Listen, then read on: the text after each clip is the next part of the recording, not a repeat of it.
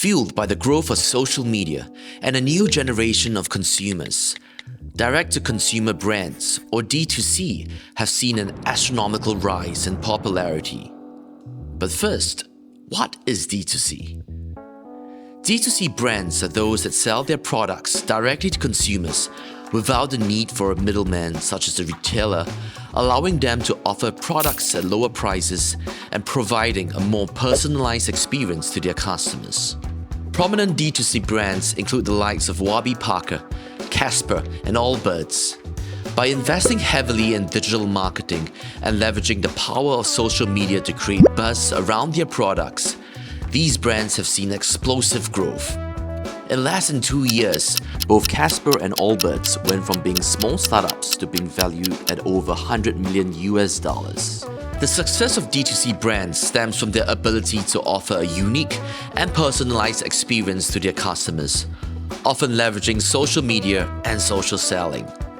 These brands also have the ability to be more creative with their marketing, appealing to a new generation of digital natives. The wave of D2C is, however, not limited to the US. In Asia and in markets like India, D2C companies like Kapiva are changing the face of e-commerce. Kapiva has taken an ancient traditional Indian medicine called Ayurveda and made it accessible and appealing to the most unlikely of audiences, the Gen Zs. The beautiful thing about D2C is that you're able to share a lot of content and education with the consumer, right? So when buying something healthcare related, the thing the consumer needs the most is to understand your product, understand how it works, and understand that how it will impact their life, right?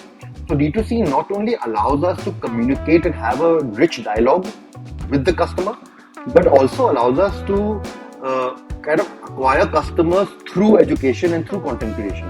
One difference between D2C brand with other brands is that we understand customer better because we got a lot of consumer data from our channel, no matter it's online or offline. We know exactly who they are and what they like. So that's why we want to keep NEIWAI as a D2C brand. So we can see that the different trends in the market. So as a brand, we have to capture that trend to design the products which are suitable for them at any time. But since its surge in 2020, D2C brands have lost billions in market cap, underperforming what was already a bad market, and investors begin to take a hard look at the reality of D2C brands. Now, firstly, increased demand has driven up the unit costs of digital advertising, especially for Facebook ads, which have doubled and even tripled in the past 2 years, increasing the cost for what D2C brands had relied heavily on previously. Secondly, supply chain disruptions had caused higher inventory and logistics costs.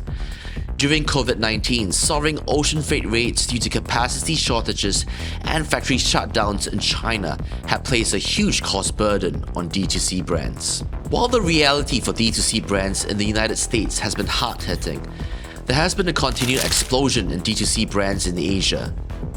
In India alone, the D2C market is expected to grow to a whopping US $100 billion by 2025, and that hasn't showed any signs of stopping.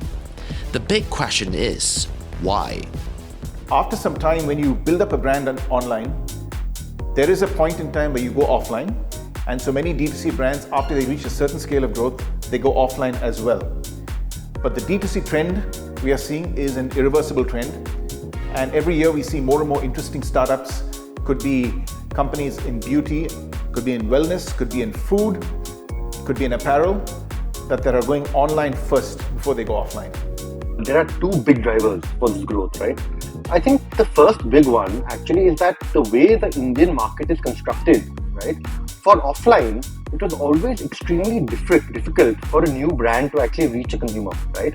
Because the cost of building offline distribution is so high, the kind of choice that the customer had in the offline world was very limited. With the advent of D2C, suddenly a lot of people had the ability to create new brands.